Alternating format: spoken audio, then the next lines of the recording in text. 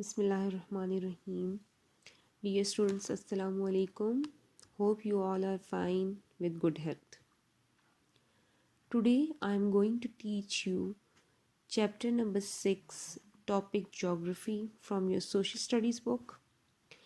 Firstly, students, I divide this unit into two parts. In first part, we are going to discuss all the natural and physical feature of the earth. Now I am going to start the reading and explanation of the unit. The surface of earth we live is made up of mountains, plains, deserts, rivers, forests, oceans and many other things. We need to study and understand feature of our earth to benefit from it and to sustain it. A science that deals with the description, distribution, and interaction of the diverse physical, biological, and cultural feature of the Earth's surface is called geography.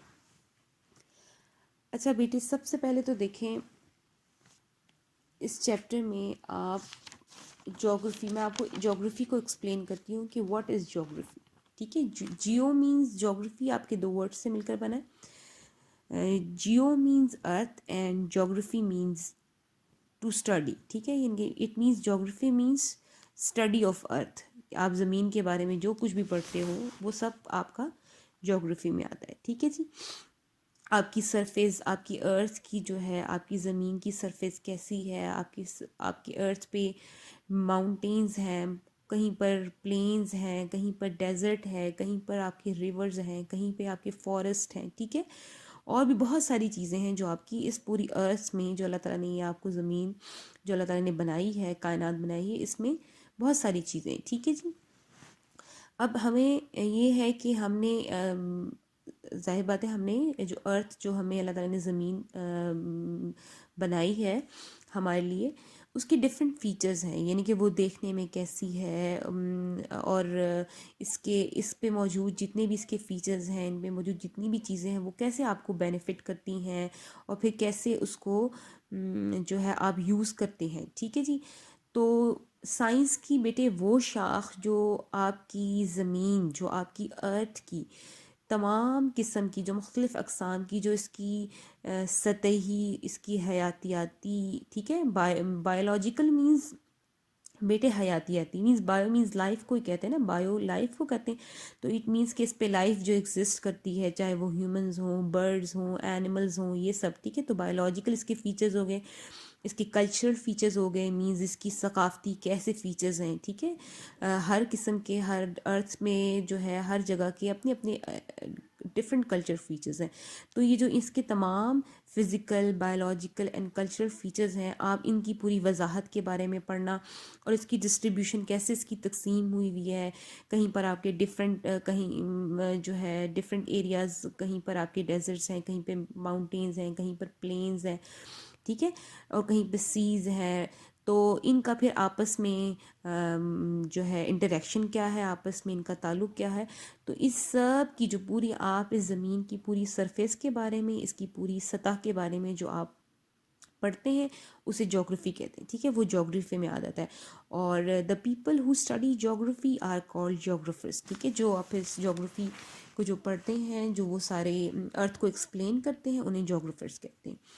When studying geography, one learns about the different countries and people living on the beautiful planet, the Earth, its climate, its natural resources and its oceans, rivers and mountains. ठीक है जी. यानी कि इस पे मौजूद इसका अर्थ का climate कैसा है, मौसम कैसा है, इसके नेचुरल रिसोर्सेज कौन से हैं, इसके ओशंस कहाँ हैं, रिवर्स कहाँ पर हैं, माउंटेन्स कितने. तो इन सब के बारे में जो है एक डिफरेंट कंट्रीज़ के में रहने वाले लोगों के, इनके बारे में जो है एक जोग्राफ़र जो होता है, वो इन सब चीज़ों के बारे में स्टडी करता है, किसी भी जगह का, किसी भी एरिया के. In geography we study both the natural environment and human activities. ठीक है, जोग्राफ़ी में आप दोनों चीज़ों के बारे में पढ़ते हैं. नेचुरल इन्वायरमेंट क्या है, यानी कि कुदरती माहौल के बारे में पढ़ते हैं, ह्यूमन एक्टिविटीज़ है, और इंसान की जो है वो मुख्तलिफ़ जगहों पर मुख्तलिफ़ उसकी एक्टिविटीज़ क्या हैं, आप इसके बारे में पढ़ें। ठीक है जी। Moving on to next page. Continents, continents कहते हैं बेटे यानी कि आपकी पूरी दुनिया में, ठीक है, आपकी अर्थ पे टोटल कितने कॉन्टिनेंट्स हैं। ठीक है, कॉन्टिनेंट्स बर्रे आज़मों को कहते हैं। The earth is a third planet of our solar system in order to distance. ठीक है, यानी कि आपको पता है ना बेटे, सोलर सिस्टम में आपके 8 प्लैनेट्स हैं। ठीक है, जिसमें अर्थ जो है वो थर्ड नंबर पे आता है। सोलर सिस्टम का सेंटर कौन सा है, सन है ना, सन के अराउंड ही सारे के सब के सब प्लैनेट्स जो है वो मूव कर रहे हैं। तो उसमें जो है वो थर्ड नंबर पे आपका अर्थ आता है। इट रिवॉल्व अराउंड द सन, और ये सब के सब जो है वो प्लैनेट्स जो हैं वो सन के अराउंड मूव कर रहे हैं। It is shape like a ball, और इसकी शेप बिल्कुल एक बॉल जैसी, which is slightly flattened at the top and bottom. और ये आप जो ज़मीन है हमारी, ये टॉप और बॉटम से थोड़ी सी फ्लैटेंड है। ठीक है, थोड़ी सी फ्लैट है, इनके मीन्स थोड़ी प्लेन है। The earth is covered by land message and vast oceans. ठीक है, ज़मीन आपकी जो है ज़मीन पे कहीं पर पानी है, कहीं पर लैंड है, कहीं पे बहुत ज़्यादा, इनके आपकी जो पूरी ज़मीन है और डिफरेंट ओशंस से और बड़े बड़े किस्म के बड़े बड़े जो है जो खुश्की के जो टुकड़े हैं उन पर मुश्तमिल है। Land masses on the earth surface are called continent. ठीक है, जैसे कि बेटे आप ये पेज नंबर 68 पे जो आपके सामने ये आपको पिक्चर भी नज़र आ रही है, ये पूरी अर्थ की है। ठीक है, और इसकी शेप देखिए ना आप, शेप लाइक अ बॉल। ठीक है, ये जो स्फेयर है अर्थ की शेप और बॉल टाइप की है, और उसमें कॉन्टिनेंट आपकी क्या है, कॉन्टिनेंट बेसिकली आपके कहलाते हैं जो आपके land masses on earth surface, जो आपकी खुश्की के बड़े बड़े टुकड़े हैं ना ज़मीन पे, वो आपके कॉन्टिनेंट कहलाते हैं। There are 7 continent. ठीक है, जो आपके बेटे इस जो पूरा आपका अर्थ का मैप है उसमें अंडरलाइन भी हुए हुए आपके टोटल 7 कॉन्टिनेंट है। कौन कौन से, north America, south America, Europe, Africa, Asia, Australia and Antarctica. ये टोटल बेटा 7 कॉन्टिनेंट्स है। ठीक है, जिनमें एशिया जो है, Asia is the largest continent of the अर्थ। ठीक है, एशिया आपका सबसे बड़ा कॉन्टिनेंट है, and Australia is the smallest continent of the अर्थ, और ऑस्ट्रेलिया जो है वो सबसे छोटा है। नेक्स्ट बेटे ओशंस की बारी आ गई। Oceans, the bodies of salt water are called oceans. ठीक है, यानी कि आपके जो पानी के बहुत ज़्यादा बहुत बड़े बड़े जो आपके एरिया हैं वो आपका ओशंस कहलाते हैं। ठीक है जी, मतलब जहाँ पर आपका पूरा पानी ही पानी होता है। ठीक है, बहुत बहुत लैंड मासेस ऑफ वाटर आप कह सकते हैं। ठीक है, land the bodies of salt water are called oceans. There are 5 oceans. Total आपके जो ओशंस हैं बेटे ये आपके 5 हैं। 5 ओशंस हैं, जिनमें फर्स्ट है Pacific ocean, Atlantic ocean, Indian ocean, southern ocean and Arctic ocean. जो आपके बेटे ये आपके मैप में जो अर्थ का मैप है उसमें आपको अंडरलाइन भी हुए हुए हैं, जो कि आप बहुत क्लियरली देख सकते हैं।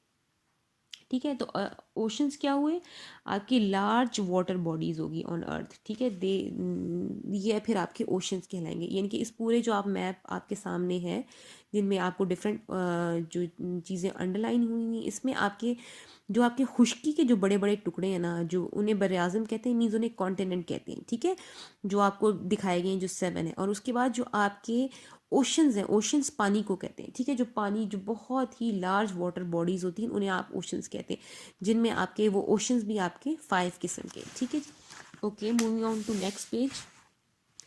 The surface of Earth is different at different places. Most of the continent have a variety of different types of landscapes. There are hills, high mountains, plains, forests, valleys, desert, lakes, rivers, oceans and seas. ठीक है, आपकी अर्थ जो है, अर्थ की surface वो different है, हर जगह different places पे डिफरेंट है। ठीक है, और हर कॉन्टिनेंट में जो तकरीबन मोस्ट ऑफ द कॉन्टिनेंट जो है वो वैरायटी ऑफ लैंडस्केप है उसमें। ठीक है, लैंडस्केप मीन्स उसमें कहीं पर हिल्स हैं, कहीं पे हाई माउंटेन्स हैं, कहीं पे प्लेन्स हैं, कहीं पे फॉरेस्ट ज़्यादा हैं। ठीक है, कहीं पे वैलीज़ हैं, कहीं पे डेजर्ट्स हैं एंड लेक्स एंड रिवर्स हैं। ठीक है, people living in Different countries also influence the landscape. They form the land and built villages, towns, and huge cities with skyscrapers for people to live and work in. ठीक है, अब देखें लोग जो हैं, आप मुख्तलिफ लोग जो लोग जहाँ रहते हैं, मुख्तलिफ कंट्रीज़ में, मुख्तलिफ मुल्कों में रहते हैं, वो उसके लैंडस्केप पे भी ना इन्फ्लुएंस करते हैं. इन्फ्लुएंस मीन्स असरअंदाज करते हैं.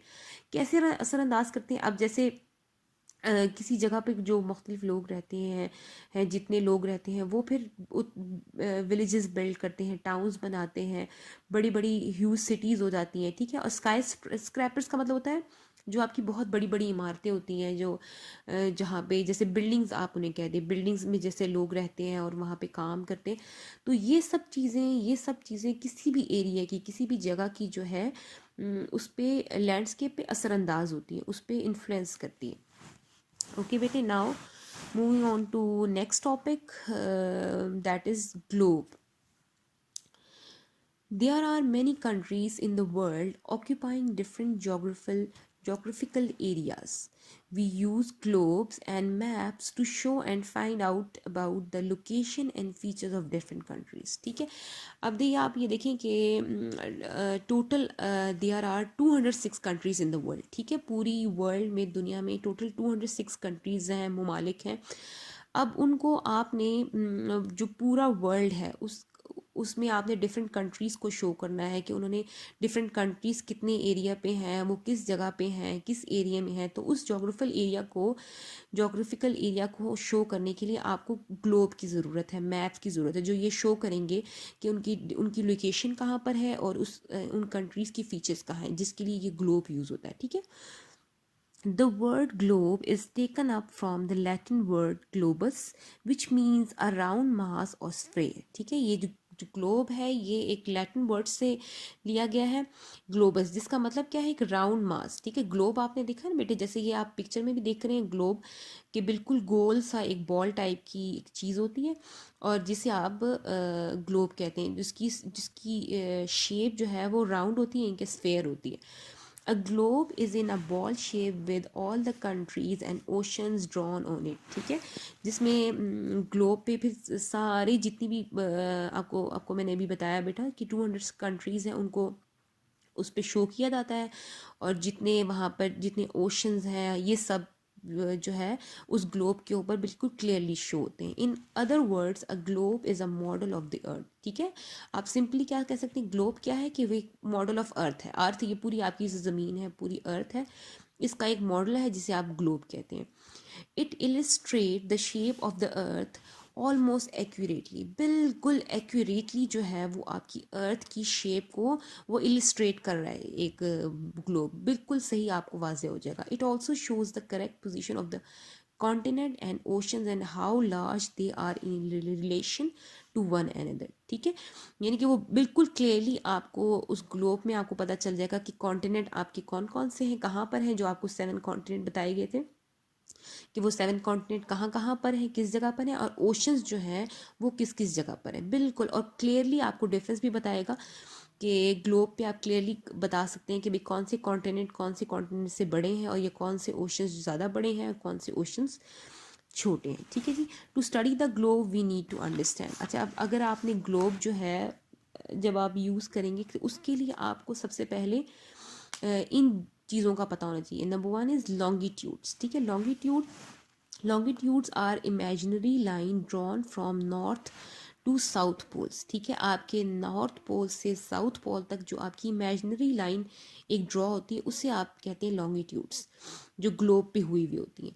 The 0 degree longitude is called the prime meridian. ठीक है, और जो उसका बिल्कुल सेंटर होता है, जो उसका मिड होता है, जहाँ पर 0 डिग्री लॉन्गिट्यूड होता है, उसे आप कहते हैं prime meridian.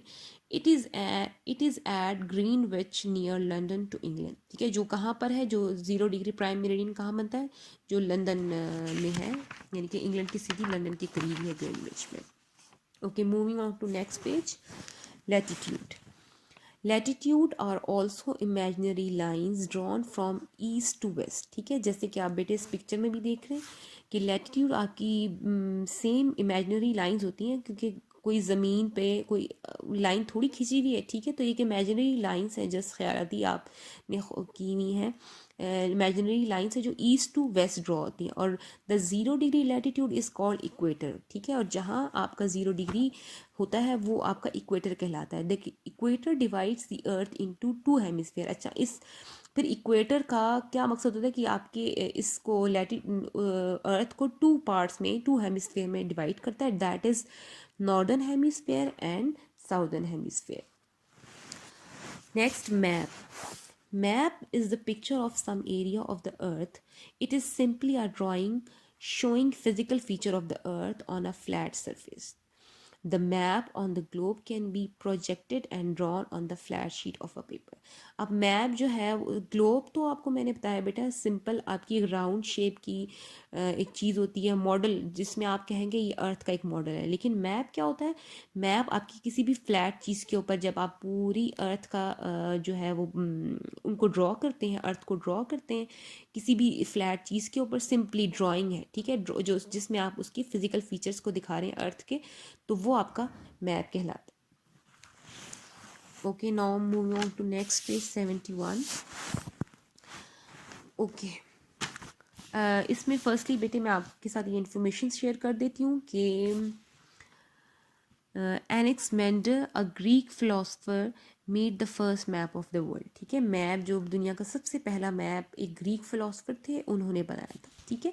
The map makers और कॉल्ड कार्टोग्राफर्स, ठीक है।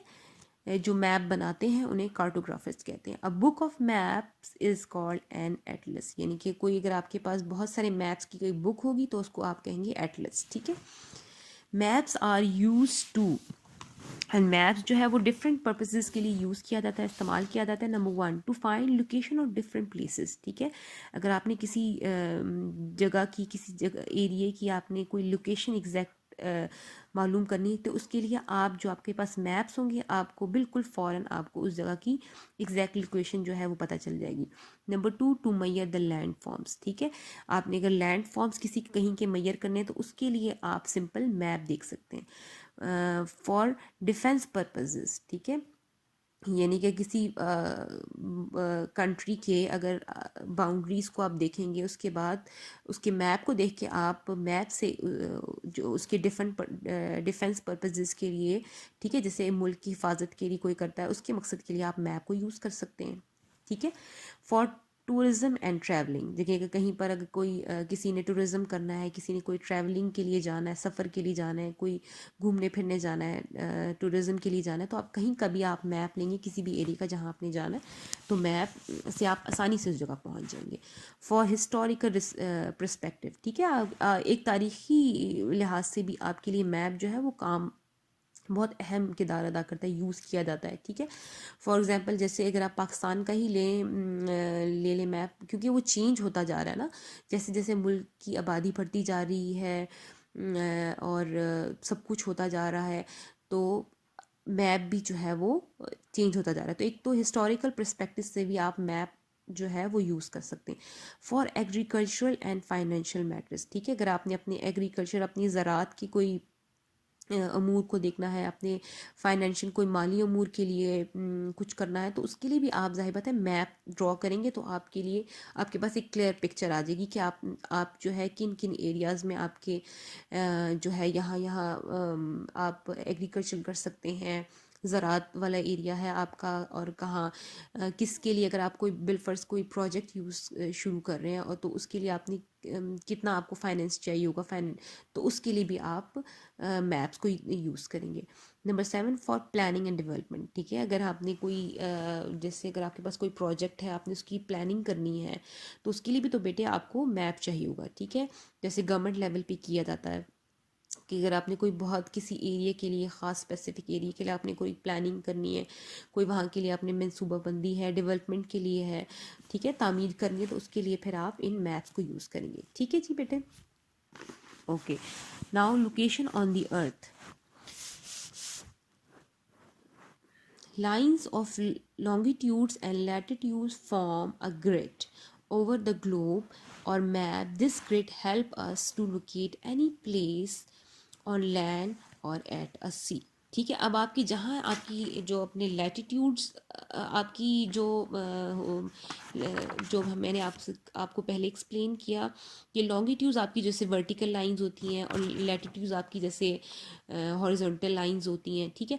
तो आपकी जब लॉन्गिट्यूड एंड लैटिट्यूड जहाँ आके मिलते हैं वो फिर आपकी ग्रिड जो है ना, ग्रिड किसे कहते हैं, पॉइंट सा शो करते हैं।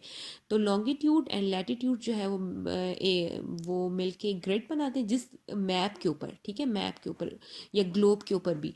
फिर इन ग्रिड की वजह से, इनकी ग्रिड की हेल्प से आप किसी भी एरिया की प्लेस, किसी भी एरिया की जगह जो है एग्जैक्ट लोकेशन जो है वो आप फाइंड आउट कर सकते हैं। मीन्स आपको लोकेशन पता चल जाती है ना कि ईस्ट साइड है, वेस्ट है, नॉर्थ है या साउथ है, किस जगह पर है, ठीक है। तो वो आप बहुत आसानी के साथ उन ग्रिड की वजह से फाइंड आउट कर सकते हैं। Okay, turn the next page 72.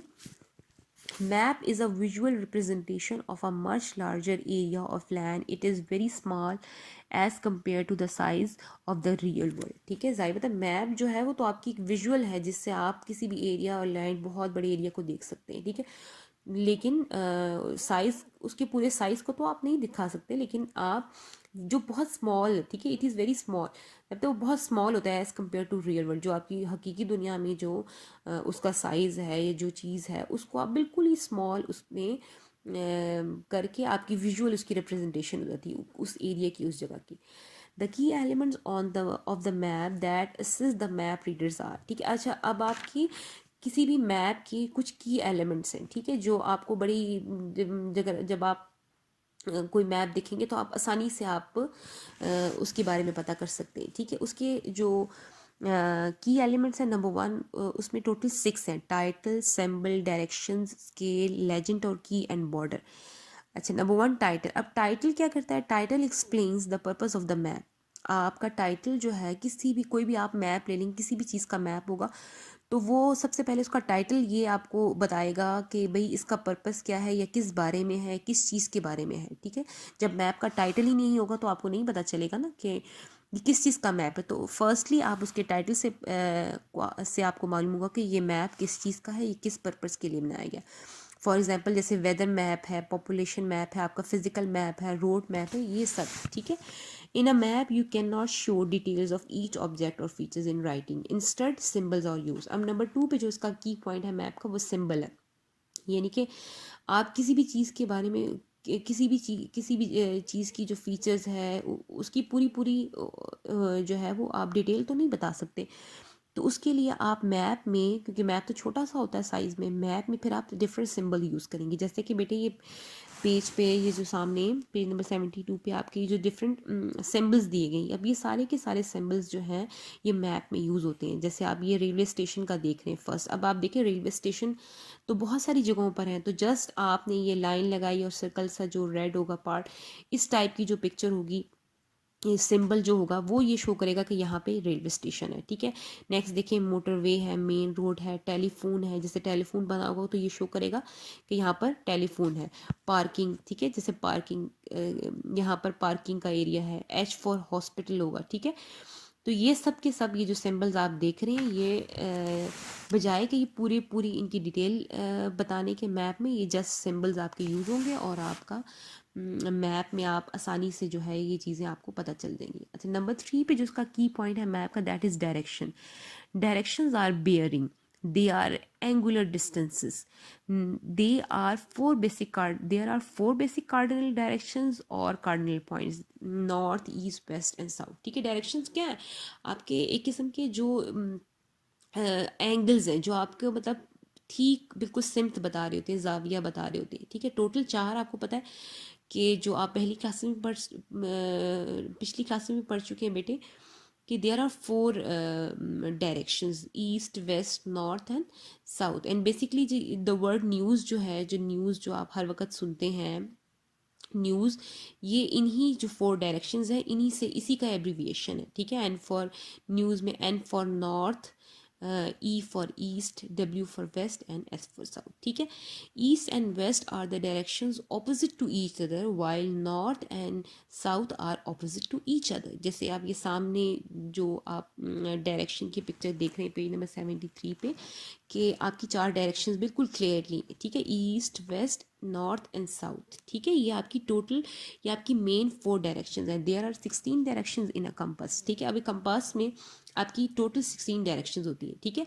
जैसे आपकी नॉर्थ से मैं स्टार्ट करती हूँ, जैसे नॉर्थ के बाद ये जो NNE है, इट मीन्स के north north east, next north east, ठीक है, ईस्ट नॉर्थ ईस्ट, उसके बाद नेक्स्ट ईस्ट आ गया, ईस्ट के बाद नीचे आप आए east south east, south east, south south east and south, इसी तरह टोटल आपकी ये 16 डायरेक्शन होगी। Okay, moving on to next page 74। अच्छा, अब अगर देखिए बेटा, अगर आपने बिलफर्ज अपनी डायरेक्शन मालूम करनी है कि आप जो है वो किस डायरेक्शन पे, यहाँ कहीं पे किसी जगह पे जाकर अगर आपने ये मालूम करना है कि आपका ईस्ट किस साइड पे है, वेस्ट कहाँ है, नॉर्थ कहाँ है, साउथ कहाँ है, तो उसके लिए सिंपली ये होगा कि बेटे stand facing the rising sun, ठीक है। राइजिंग सन जो है, जो सूरज जो है उसके सामने आपने खड़े हो जाना है। उसके बाद अपने स्ट्रेच योर आर्म्स, आपने अपने ज़रा हाथ, दोनों हाथ फैला देने। जो आपका फेस की, जो आपका सूरज की तरफ, सनराइज की तरफ जो आपका फेस होगा, दैट इज़ ईस्ट, ठीक है, ईस्ट। और उसी के ऑपोजिट, उसी के दूसरी साइड पे आपका ये कि आपकी बैक साइड पे क्या होगा, आपकी कौन सी डायरेक्शन होगी, वेस्ट, ठीक है। और आपकी लेफ्ट हैंड साइड पे कौन सी डायरेक्शन होगी, नॉर्थ। और आपकी राइट हैंड साइड पे डायरेक्शन होगी साउथ, ठीक है। इस तरह से आप कहीं पर भी आसानी से, अगर अपनी डायरेक्शन मालूम करनी है, तो आप ये east west north and south जो है वो राइजिंग सन से आसानी से आप फाइंड आउट कर सकते हैं। अच्छा, इसमें नेबरिंग कंट्रीज़ ऑफ पाकिस्तान, ठीक है, यानी कि पाकिस्तान की जो है कौन कौन सी नेबरिंग कंट्रीज़ हैं, इसके लिए देखें आप मैप ही यूज़ करेंगे। और मैप इसमें ज़ाहिर बात है पाकिस्तान की आप डायरेक्शंस ही देखेंगे ना, पाकिस्तान की ईस्ट वेस्ट और नॉर्थ और साउथ में कौन कौन से कंट्रीज़ हैं। Pakistan share border with India in east, ठीक है। पाकिस्तान की ईस्ट साइड पे जो पाकिस्तान बॉर्डर शेयर कर रहा है, वहाँ पर ईस्ट साइड पे जो कंट्री, दैट इज़ इंडिया, ठीक है। Afghanistan in north west and Iran in the west and China is situated at the north east. To the south is the Arabian sea, और अरेबियन सी आपके साउथ पे है। Next है आपका scale. Scale is a ratio between the ground distance and map distance. Scale जो है वो जो आपकी ग्राउंड डिस्टेंस में, जो आपकी एक्चुअल, जो आपकी किसी भी एरिया का जो डिस्टेंस है ना, वो उसको जब आप मैप डिस्टेंस में कन्वर्ट करते हो ना, वो आपका, उनके दरमियान जो रेशो है वो आपका स्केल है, ठीक है। उसको आप स्केल में लिखते हो। बिलफर्ज जैसे अगर आपने कराची और लाहौर का डिस्टेंस है वो तो बहुत ज़्यादा होगा। जैसे बिलफर्ज अगर मैं कहती हूँ कि 50 किलोमीटर है, तो जब आप उसको मैप डिस्टेंस में करेंगे तो उनको बिल्कुल ही, उसके डिस्टेंस को बिल्कुल ही स्मॉल यूनिट में कन्वर्ट कर देंगे। तो स्केल जो है वो आपका एक्चुअल जो डिस्टेंस है और जो मैप में जो आपने शो करना है उनके दरमियान में रेशो है, तो आपका स्केल हो गया। नेक्स्ट है लेजेंड और की। अब मैप में जो मौजूद की या लेजेंड है वो क्या एक्सप्लेन करता है, it's an explanation of the meaning of all the symbol colours and science. आपके जितने भी मैप में जो सिंबल्स यूज़ हो रहे हैं, जो कलर्स यूज़ हो रहे हैं, जो साइन यूज़ हो रहे हैं, वो सब के सब आपको इस की पॉइंट्स में शो कर दिए जाते हैं, जिससे आप आसानी से मालूम कर सकते हैं। द आउटलाइन और frame surrounding the map is called border. तो ये फिर आपका जो पूरा, आपकी जो आउटलाइन है जो, वो आपका बॉर्डर कहलाता है मैप का। देखिए जैसा कि नेक्स्ट पेज नंबर 75 पे ये आपको पूरा एक मैप दिखाया गया है, जिसकी फर्स्ट जो आपकी बाउंड्री है, ठीक है, जो आपका बॉर्डर है वो रेड कलर से है, ठीक है। तो ये आपका बॉर्डर हो गया, ठीक है। नेक्स्ट आपका जैसे इस मैप का टाइटल क्या है, वो पाकिस्तान इंडस्ट्रीज़ है, इसके बारे में ये पूरा मैप है। फिर उसके बाद ये जो पूरा बॉक्स है, इसके अंदर जितनी भी चीज़ें मौजूद हैं, दैट इज़ की। और इसमें ये डिफरेंट जो सिंबल यूज़ हुए हैं, ये सिंबल्स हैं। देखिए जैसे कि इसमें आप देख सकते हैं ये डिफरेंट पाकिस्तान में जो इंडस्ट्रीज़ में जो डिफरेंट चीज़ें यूज़ होती हैं, उन सब की डिटेल इसमें दिखाई गई है, ठीक है। जैसे आप ग्लास का लिखा हुआ, ग्लास के लिए अब इन्होंने रेड कलर का सिंबल यूज़ किया हुआ। अब मैप में जहाँ जहाँ रेड कलर का होगा, इट मीन्स कि वहाँ वहाँ ग्लास की इंडस्ट्री मौजूद है, ठीक है, वहाँ वहाँ सीमेंट की इंडस्ट्री मौजूद है। और नेक्स्ट ये देखिए नीचे ये जो स्केल लिया हुआ है, ठीक है, ये स्केल आपका यही है जो रेशो है आपका ग्राउंड डिस्टेंस और मैप डिस्टेंस, ये आपको शो कर रहा है। Bolts, bolts in geography stand for, geography में जो है वो बोल्ट्स का क्या मतलब है, border, orientation, legend, title, scale. Bolts are the feature of map, they are used in making maps, map use करने के लिए ज़्यादा पता आपको इन सब की ज़रूरत है, बॉर्डर, ओरिएंटेशन की, टाइटल, स्केल, इन सब की। The different physical feature of the earth are called land forms, ठीक है, ये सब के सब आपके अर्थ के डिफरेंट फिजिकल फीचर्स वो हैं, वो लैंड फॉर्म्स कहलाती है। Pakistan is a beautiful collaboration of various landforms. Major landforms of Pakistan are mountain, plains, plateaus, desert and valleys. ये सब की सब जो हैं ये landforms of Pakistan है। ओके जी, moving on to next page number 76। Page number 76 पे page number 76 is showing landforms of Pakistan. इसमें पाकिस्तान की लैंड फॉर्म शो हुई हुई है, जिसमें आप देख सकते हैं कि आपको माउंटेन्स दिखाई गई हैं, प्लेट्यूज दिखाए गए हैं, प्लेन्स हैं और डेजर्ट्स वगैरह इस पूरे मैप में शो किए गए हैं। Okay, now moving on to next page number 77। Mountains, mountains are the raised part of the earth surface, यानी कि अर्थ सरफेस की, अर्थ की ज़मीन की जो बिल्कुल रेस्ड पार्ट, ऊपरी हुई सतह होती है ना, उसे आप माउंटेन्स कहते हैं। और पाकिस्तान में माउंटेन रेंजेस जो हैं वो आपकी कराकोरम है, हिंदू कुश है और हिमालयाज़ है। Next plateaus, plateaus is a flat area between the mountains, ठीक है, बिटवीन माउंटेन्स के दरम्यान में जो आपका फ्लैट एरिया होता है दैट इज़ प्लेटूज, ठीक है। Pakistan has 2 plateaus, Potohar plateau and Balochistan plateau, ठीक है, 2 किस्म के हैं आपकी प्लेटूज। और the world second largest salt mine Khewra is situated in the Potohar, ठीक है, जो दुनिया की सबसे बड़ी आपकी जो नमक की कान है, ख्योड़ा माइन है, वो पाकिस्तान में ही है और पोटोहार प्लेटू में ही आती है, ठीक है। Plains, plains are flat surface of land, upper Indus, lower Indus and Indus delta are the major plains of Pakistan. ये प्लेन्स कहते हैं बेटे जो मैदानी इलाके होते हैं, तो ये पाकिस्तान के जो हैं ये मैदानी इलाके ये डिफरेंट हैं। Deserts, desert is a hot dry place with little or no rain, कि डेजर्ट जो बिल्कुल ही बहुत गर्म जगह होती है जहाँ पे कोई बिल्कुल बारिश होती नहीं है, अगर होती है तो बहुत कम होती है। तो पाकिस्तान में जो है वो कि जो डेजर्ट्स हैं उनमें थल डेजर्ट और थर डेजर्ट है।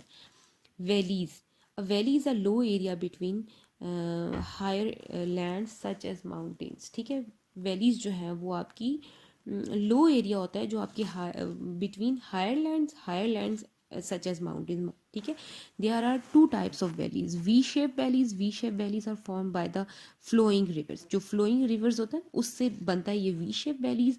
And U shape valleys, U shape valleys are form due to the movement of glaciers, ठीक है, ये जो ग्लेशियर्स जो बर्फ़ के बड़े बड़े टुकड़े होते हैं उनकी उनकी उनकी वजह से जो है, उनकी मूवमेंट की वजह से आपकी यू शेप वैलीज बनती है। Okay, this is now this is all about the first part of the unit 6 geography. I hope you all understood it well. Read the chapter thoroughly and memorize the main points, ठीक है बेटे। Thanks for watching. Jazakallah.